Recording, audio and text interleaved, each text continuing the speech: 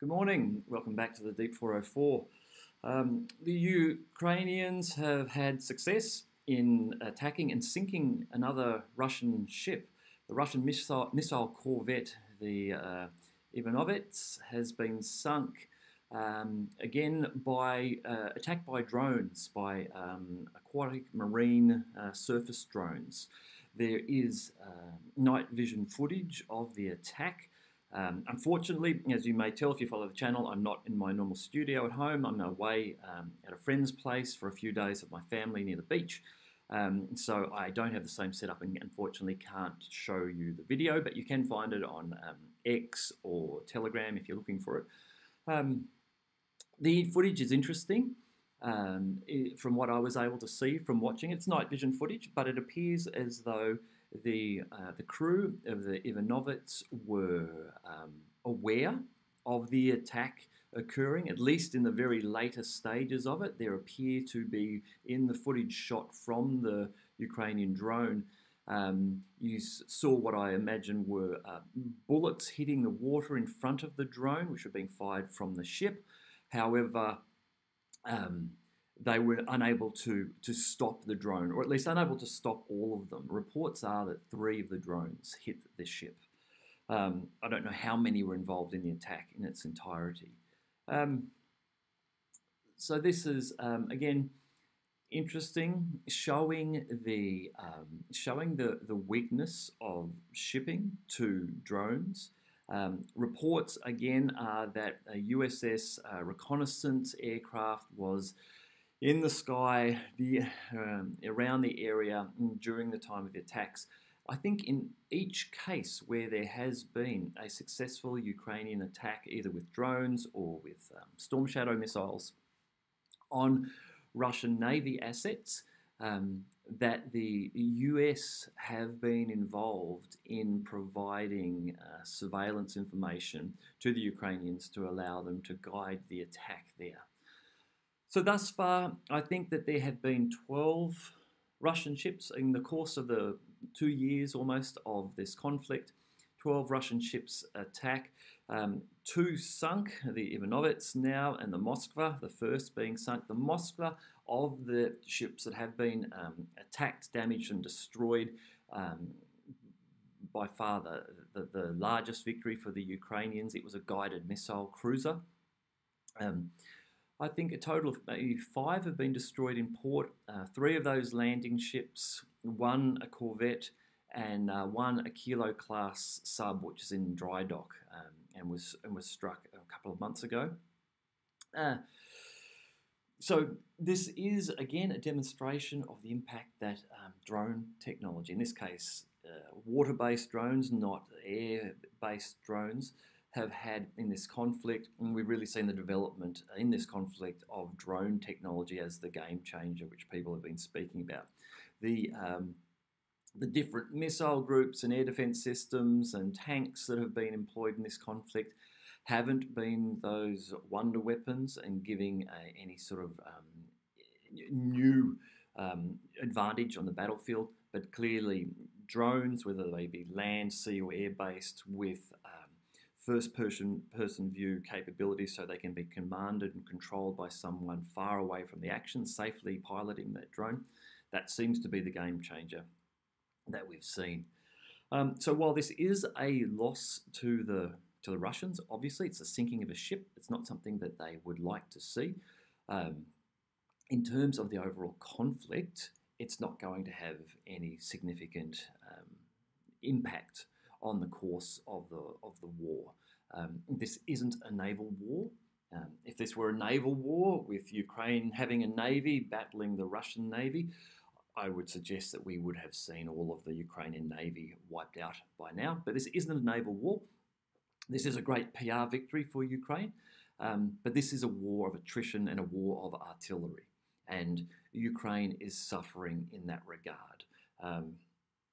There was an announcement that the EU will provide by March up to 500,000 shells to the Ukrainians. Now, I think we need to be careful of the wording here. There was an earlier promise last year from the EU that they would provide 1 million shells by March. They are now suggesting they will provide up to 500,000. 300,000, I believe, have already been provided. So I think they are saying they will be able to manage to provide 200,000 by the end of March. And then they have said they will double that and provide another 500,000 by the end of this year, by the end of 2024. I did some very rough, quick calculations on that, and that's about 500,000 over 9 months. Works out, I think, to be about 1,800 shells a day that the Ukrainians are going to receive from the EU over the course of the year. This, of course, is a order of magnitude less than the consistent 20,000 shells a day that the Russians have been reportedly firing. So while this is it is some capability being given to the Ukrainians, it is not even a significant enough amount of shells to allow them to properly defend their line. And instead, this is this is nowhere near what they would need to actually go on the offensive anywhere. So as I say, it's not a naval war, so this isn't a huge victory for Ukraine in terms of the ongoing conflict. It is a great PR victory. And just to sort of be aware, Russia introduced 3 new military ships in December. 2 of them, the Admiral Golovko, which is a frigate armed with Kalibra cruise missiles, another being the Naro Fominsk, which is a small rocket ship which can carry out strikes with long-range cruise missiles. The new Russian military ships are also receiving the new Pantsir ME, which is a naval version of the ground-based Pantsir.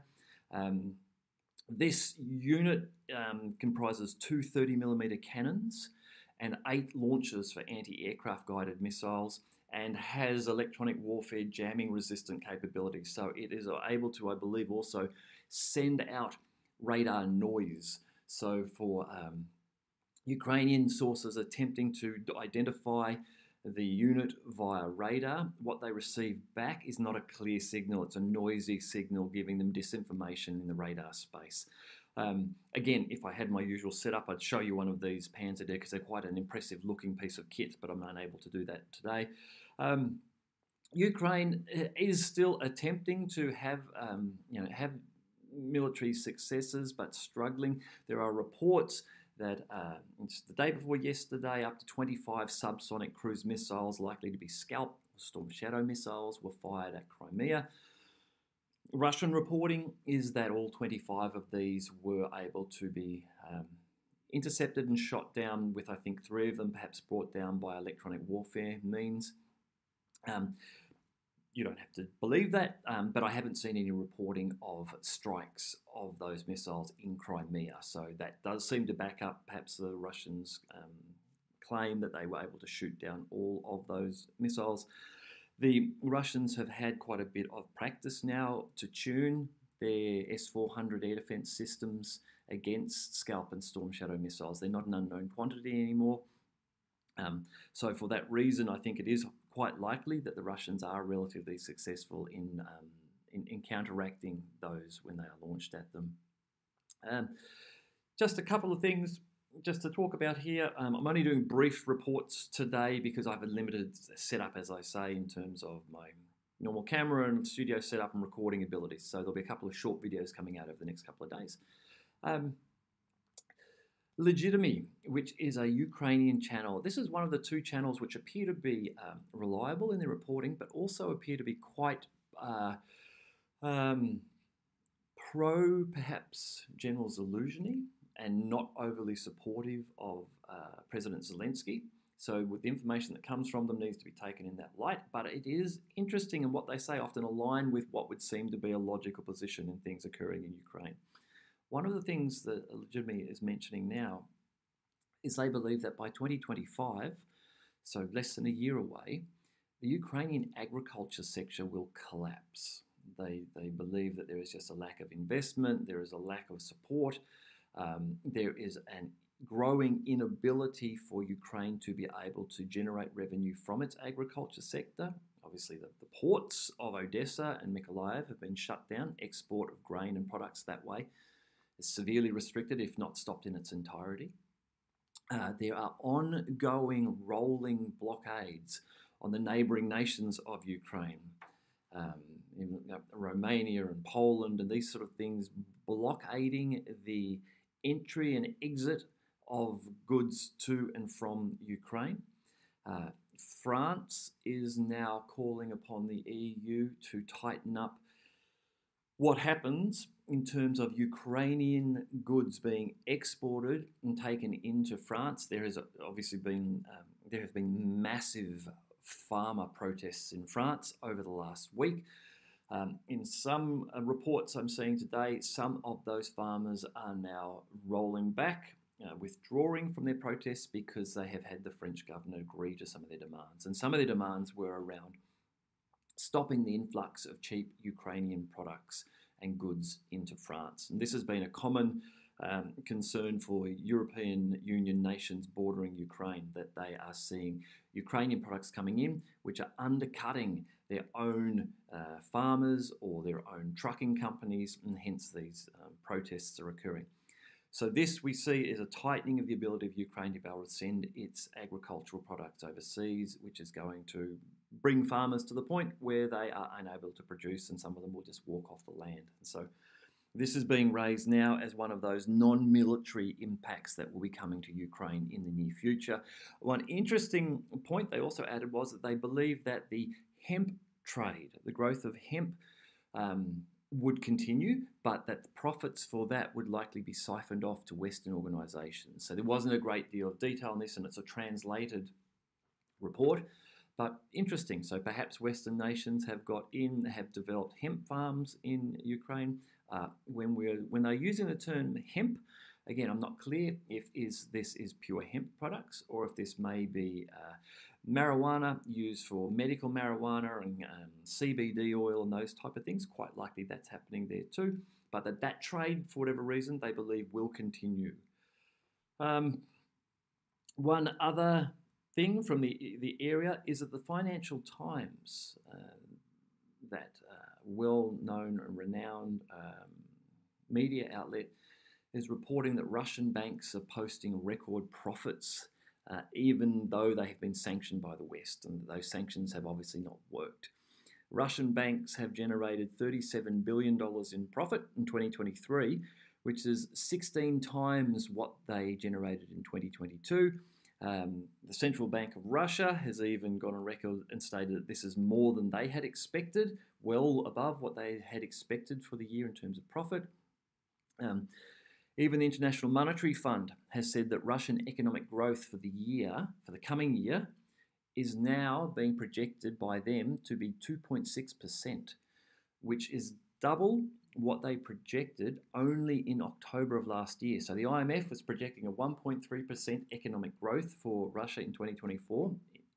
They projected this in October, so just a few months ago. They are now, just this week, predicting that to double, to be growth of 2.6%.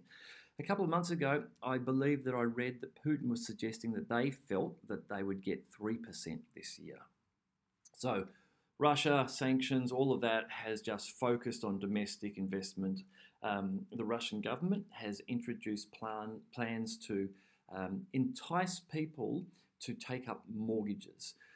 So while the official inflation rate in Russia at the moment is somewhere, official interest rates are around 16% within Russia. Mortgages are being offered at 8% and even as low as 6% for young families to entice people to take their money and invest it into property. Property is then going to spur growth and development within the nation. It's also seen as a way for people to avoid any devaluation of their rubles by taking their money out of cash and cash investments and putting it into property, again protecting their investments there. Also, a large part of what has reportedly helped this growth in the bank profits is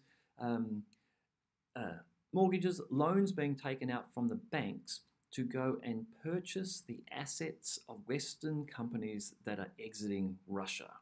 So restaurant, food, sporting chains, industry that has been operating in Russia now due to sanctions or just the desires of their boards and CEOs to leave Russia. They are leaving, but their assets are still there. They're being purchased, and those businesses are being kept afloat and rebranded, but they're still operating, but now under Russian ownership. And so this is driving loans from banks as well. Alexander Prokopenko, who is a fellow at the Carnegie Russia Eurasia Institute. The Carnegie Russia Eurasia Center is in Berlin and is by their own website home to the West's leading experts on Russia and the wider region. Alexander Prokopenko, who was previously worked for the Central Bank of Russia, has said, "The banking sector looks stable, and I do not see any red flags at the moment. The sector is accumulating money again. Should the Russian economy face another external shock, it will have buffers that can be deployed, and the government will not have to spend money to bail it out." So Russia has taken a path unexpected by the West in terms of its economic resilience, strength and recovery over these 2 years. Now the economy in Russia seems to be booming with very low unemployment, large investment in domestic production and wartime production. So strengthening Russian economy, Ukrainian economy crumbling, agriculture sector expected to fail next year. Things are not looking good. The sooner this comes to a resolution for Ukraine, the better. The one challenge that we're seeing on that front now is talk from President Putin of him wishing to enact a buffer zone.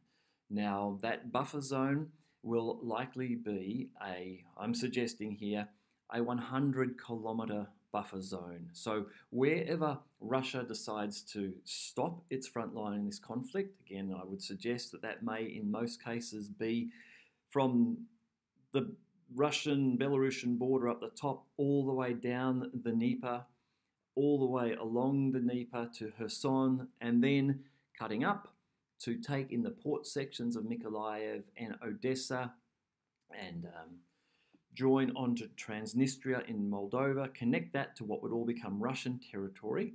If that's the line that the Russians will stop at, then add 100 kilometres onto that into Ukrainian territory will become a buffer or a demilitarized zone.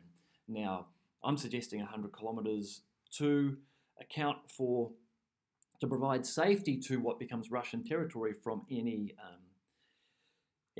artillery, any of the longer range NATO artillery, which might reach out to 80 or 90 kilometres with rocket-assisted shells, and to provide similar sort of protection from any of the short-range missiles that NATO may wish to place on the edge of that buffer zone.